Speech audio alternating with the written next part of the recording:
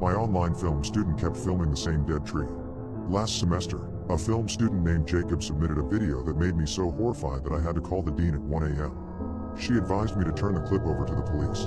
I teach filmmaking at an art college in Maryland. During the virus lockdown in late 2020, my filmmaking course was online. My usual first assignment would have the students go out and film any setting. With an online class, the students just film around their houses. Most students were happy to show off their gaming setup and action figures collection. A student named Jacob put his camera on a tripod and filmed a dead oak tree in his backyard for about 5 minutes. I asked him to film some close-ups. He replied that he was too afraid. For continuity editing, I normally have students film a chase sequence or a snowball fight.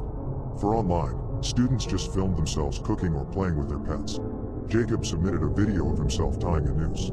He then hung a mannequin on the same dead oak tree. I started to get creeped out, but I had to put on a brave face. Horror and film students always go hand in hand. I don't want to appear like I was easily spooked. I jokingly asked Jacob if he was no longer scared of getting close to the tree. He said he wanted to scare it. I asked who, and he replied to Jester. For the next assignment, Jacob submitted a clip of a man whom I thought was Jacob put on a medieval jester costume and a smiling mask dancing around the dead oak tree. It was in black and white and was beyond disturbing. I'm used to horror movies being submitted to me by students, but those were gory and wild, and fun. This clip was just eerie. I asked him where he got the costume. He said that wasn't it. I didn't press further. Usually I would ask, but with online class, I just assumed it was a family member.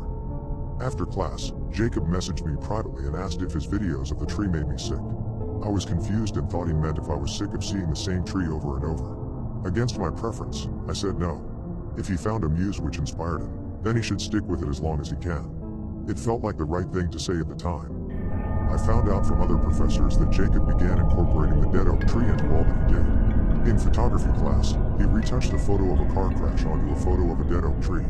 In digital illustration class, he drew a dead oak tree with a bunch of dead animals hanging from it. Other students noticed Jacob's obsession with the dead oak tree as well and started talking to me about it. An aspiring YouTuber named Matt asked me if he could submit a Let's Play for an assignment. I normally would say no, but because everybody was in home isolation at the time, I thought, why not? Just add a lot of narration.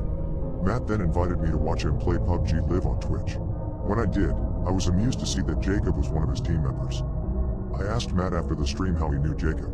Matt said that Jacob was his neighbor only a few houses down the road from him. And to my surprise, they didn't live that far from me either, only 2 blocks away.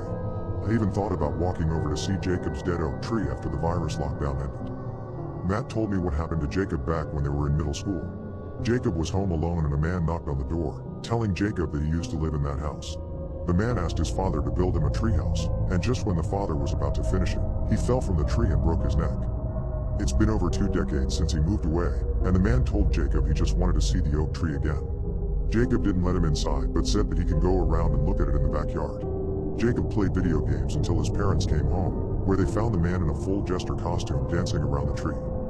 The semester after, in early 2021, Jacob wasn't taking any of my classes, but a cinematography professor video called me about one of Jacob's videos. The assignment was to light up a night scene, and Jacob just filmed a handheld POV shot of him circling a tree with a flashlight. She told me that the tree in the video was not a tree in Jacob's backyard. Jacob told her it was a tree in my backyard. I didn't even end the video call. I just sprinted out onto my balcony to take a look at my tree, and then took a look at the footage again. It was. I was so frightened I could throw up. I video called Jacob immediately. I asked him to turn on his camera so we could talk face to face. Without sounding angry, I asked him why he was in my backyard. He explained that he cut down his dead oak tree last semester. The dead oak tree that was featured in his work after that had always been my tree. I just realized that none of his works that feature the tree after my class was a video. Jacob used the photo of my tree he found on my Facebook profile. Jacob said that an entity wearing a jester costume had been sneaking into my backyard, slowly unaliving my tree. I didn't notice my tree was dying because it was during the wintertime. Jacob was at my house that one time to try to capture the jester on camera. He did it once during the mise-en-scène assignment, and that was when he knew it was not just him who saw it. I was frustrated and scared, but I didn't want to upset him. I told him that he should have told me if he was coming over. A few days later, at about 11 p.m., Matt was live streaming and I was watching him on Twitch. I was shocked to see Jacob burst through Matt's bedroom door. He was covered in cuts and bruises. Shards of glass were all over his body, and his shirt was soaked in blood. Fresh blood was still dripping down from his forehead. Matt fell out of his chair screaming at the top of his lungs, rightfully freaking out. I'll give Matt credit for not cursing and chasing Jacob out of his room. Matt asked Jacob what was wrong. Jacob looked into the camera and asked if I'm watching. He told me to look in my backyard. The jester was there. There were about 20 people in the chat, some of them were my students. I had a dependable student in the chat, asking her to call 911, and told Matt to render basic first aid for Jacob. I went outside to look, and I was shocked to see a car crash into my tree. I didn't hear anything because I was wearing headphones, and apparently, none of my neighbors did. I couldn't even see the car until I turned on my backyard light. But the crash was a big one. The car was totaled and there were shards of broken glass everywhere. Nothing was on fire.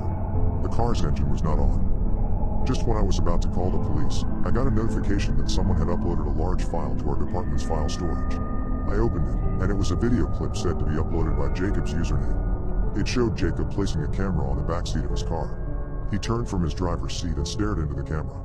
My mouth was wide open when I saw another person in the passenger seat, wearing a jester costume. Without turning back around to face forward, Jacob, still looking into the camera, just stepped on the gas and crashed into my tree.